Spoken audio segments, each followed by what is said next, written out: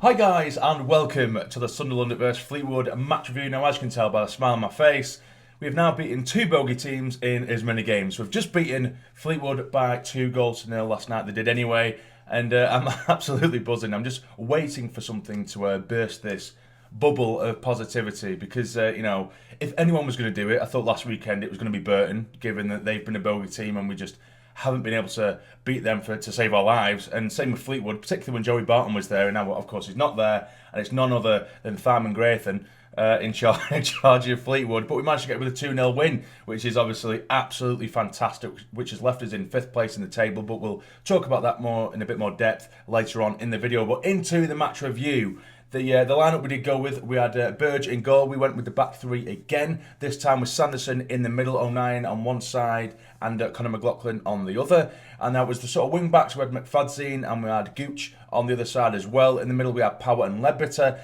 Then we had McGeady, O'Brien and Charlie White down the centre as well. So getting into the game now, the opening 5 minutes, I'm not going to lie, I was terrified because what Fleetwood like to do is really pack the midfield.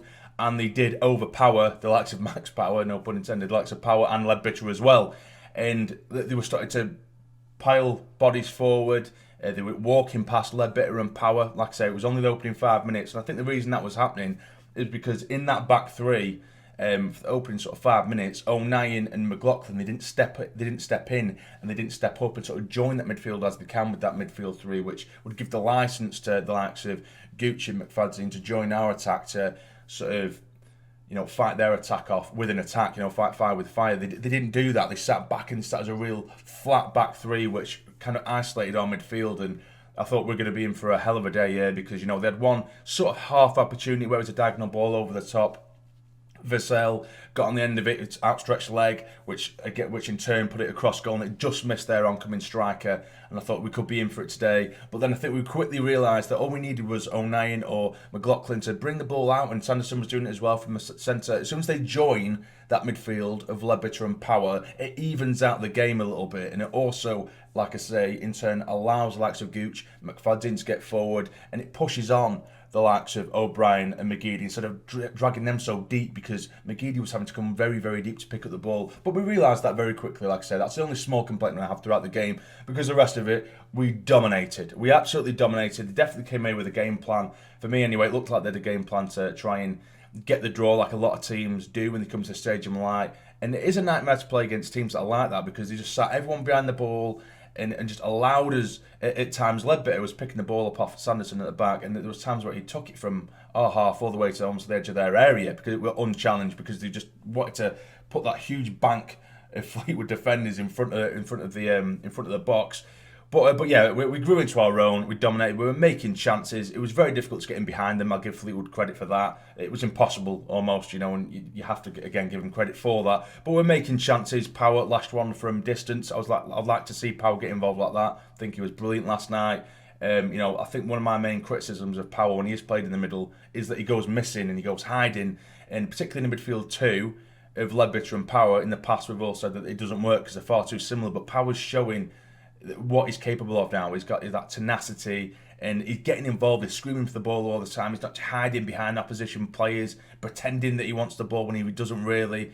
He really does. He was getting stuck in, breaking forward, having shots. It was a long distance shot that gone just wide. McGeady broke forward. He had a couple of shots from outside the area that had tested the keeper, or one just gone wide.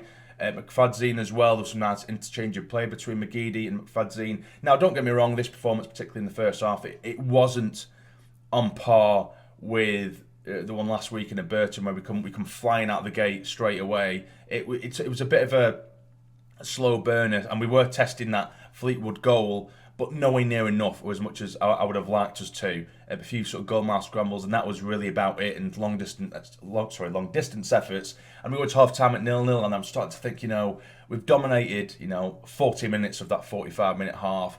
is it going to be our day? But we come out in the second half, more of the same, but a little bit more tempo. The tempo was upped, and eventually we did break the deadlock, and it was McGeady who brought it from right to left, and he actually put in an early cross on the edge of the box, and it really was a great ball, and a difficult one for Fleetwood to deal with, obviously, because it perfectly found the head of O'Brien. It just missed Wyke, but incoming just behind Wyke was O'Brien, who managed to nick in front of his man, knocks the ball on into that bottom right corner, beating the keeper to make it 1-0. Brilliant, we deserve it. It's 1-0. Fleetwood still haven't had a shot yet, and by the way, they hadn't all game. They hadn't registered a shot all game long throughout the entire 90 minutes. But I thought I'd just throw that out there before we do finish off the review. But yeah, straight after the after we did make it 1-0, we actually made another chance because Jordan Jones did come on, and McGeady come off. And I'm not going to lie to you, I actually thought before O'Brien scored that goal, although I think he works very, very hard.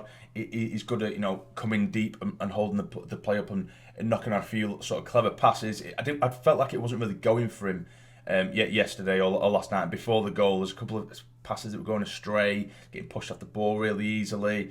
Although you can see he was working hard, it just wasn't coming off for him. So if anything, he would have probably been my first vote to be the person to be subbed off. But of course, he scored the goal, and McGeady come off, and I can see why. McGeady, he's played a lot of games recently, and he's playing brilliantly as well. So he brought Jones on, and Jones quite quickly got what was probably the clearest cut chance of the game. Ball's just lofted in from McLaughlin. Jones goes into the back post. He's got no one around him, no one near him. He could have brought it down his chest if he wanted to, then hit it with either foot. But instead, he's tried to gain momentum with a bit of power on the header himself, when there was no power on the cross. So he's got a hell of a job to try and knock it into the back of the net. But he's flung his head at it, and it's gone straight to the keeper. It was very easy for the keeper to gather, which was a shame, really. It would have been nice to see him get in the score sheet as well. But then, once that chance was had from us, there was about a 10-minute phase from Fleetwood where it looked like they were the only team that were going to score. But again, within that 10 minutes, they didn't test the keeper or shoot once. It was more so goal-mouth scrambles. 09 and Vassell got caught in a couple of tangles that luckily fell our way and in our favour, and the referee was in our favour a couple of times there, when I think 09 was actually pulling back Vassell a couple of times, but for some reason the referee gave it to us. So we did ride our luck a little bit in that sense, but even so, after we did weather that storm, we went forward yet again. One more time, there's Max Power at the back post. It's a brilliant crossing to Max Power, who nods it in completely free. Similar position to Jones, but this time he's got it right. Knocks it into the near post, makes it 2-0, and we see it out for a 2-0 win. A lovely 2-0 win as well. It's a brilliant 3 points. Like I say, that's 2 bogey teams written off in the space of just a handful of days, which was really, really good. And like I say, if teams come to the stage of Malai, if like I say with Fleetwood, they had a 5-minute phase in the first half, right at the beginning, 10 minutes in the second.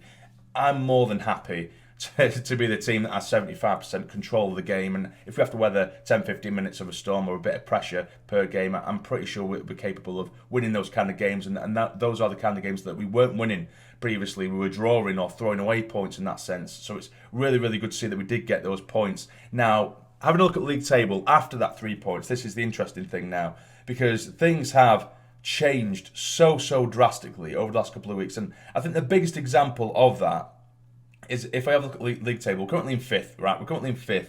Now, the biggest example of how things have changed is Accrington are in 7th. They have 1 game in hand over us. They've played 28 games, we've played 29. They are currently 4 points behind us, where it was only 2, I think it was a week or 2 ago, they had a good 3 or 4 games in hand over us, and they were 1 point behind us. So, in my eyes, I was thinking I'm just waiting for Accrington to creep back in front, but because we keep winning games, other teams' game rounds, they don't mean anything. It just shows how quickly things can change in this league. Now, we're on the same games played as Portsmouth, who are in 4th, but they have 1 point more than us. They're on 51 points, but bear in mind, we do play Portsmouth very, very shortly, in just 3 or 4 games' time. Hull, we have 2 games in hand over them, and we're only 3 points behind them, so with a win or 2 here and there, we're going to go ahead of them as well. And Lincoln and Peterborough currently 57 points for Lincoln in 2nd and 58 for Peterborough in 1st. And we do play Lincoln very shortly as well. But now, looking to our next 3 games, we have Crewe, we have Swindon, and we have Rochdale. We have Crewe away from home, and then the Swindon and Rochdale games both at the Stadium Light. All those games, with no disrespect, if we are really going to try and push for this top 2 now, I'm looking at 9 points. 7 an absolute minimum, but 9 points, particularly with the form we're in, 9 points is what we should be looking at. Because if we get those 9 points, in the next 3 games, the following 3 games will be looking a lot brighter, because after those next 3 games we have Portsmouth, we have Lincoln, and we have Accrington as well, all rival sides. So going into that game in a brilliant run of form, get 9 points from the next 3, which isn't an easy task, of course. It's not. We don't have a God-given right to these points, but things will look a lot brighter and a lot more realistic going for the top 2, which you never know. Things are changing, aren't they? Aren't they, by the day and by the game with Sunderland? You just never know how it's going to end up. So so that was a very good result. Performance again, it was okay, but if we can keep getting 3 points with okay performances, I'll take it every day of the week. Also, one last thing, I was going to do a separate video for this, but one thing I did find very interesting. At half-time, an interview was revealed by our new manager, of course, Louis Dreyfus, and basically just welcome. It was sort of a welcome interview as such to the club, and he was just saying his sort of aspirations for the club and his ambitions, what he wants to do. And there was one key quote. You know, a lot of it was kind of cliche, what you'd expect, but he did speak very well for someone, you know, was 23, 24 years of age. You can tell he's very educated. He knows his stuff, and he was saying that one of the things he'd noticed when he come in is that over the last few years, or in most recent years for Sunderland, there's been no long-term vision, there's been no long-term plan for the club, which is something Stuart Donald apparently had in place, bollocks. But he also said that this club has been run on cutting, sort of cost cutting, which in turn means we've been asset stripping down to the bare bones, essentially. Which for me is throwing Stuart Donald under the bus, and rightly so. So he's come in, seen the shit state that Donald's left it in, and now he's just said that, you know, over the coming weeks you'll probably see more staff being announced and more teams being announced to come in to Sunderland to start the sort of rebuilding process. We've already seen that recently with the academy. He's completely restructured it there, and just the whole restructure of the club itself, of course, with Jones. Lee Johnson, Jones, with Lee Johnson, and of course you've got Christian Speakman as well coming in. We've got that system that's been brought in, so it's looking bright. It's looking very bright. I thought I'd just mention that there because I think it was necessary, really, and I just wanted to throw Stuart under the bus one more time. But anyway, all in all, for the match review, it was a very decent performance. I'll say, not amazing. It was a decent performance, a very decent performance. And man of the match goes to Sanderson. That man is a fantastic defender, and for someone who's 21 years of age, he is an absolute beast. He wins everything in the air. He commanded and marshalled that back 3, which, you know, it's not easy to do as a back 3, and it's not something or not system we've played for a while now, since Parky really, that back 3, and he come in and he nailed it. He was winning everything in the air. He was very intelligent when to drop, when to go forward. And he's just been brilliant for me recently, and I'd love to see him back at the stage of like next season, regardless of what league we're going to be in. Hopefully, that be in the Championship, of course, but we shall see. But anyway, if you have enjoyed this match review, please hit the like button for me. It'd be massively appreciated. And subscribe to the channel if you're not already to become a fully fledged member of the Sarny Army. But for now, you take care and stay jam.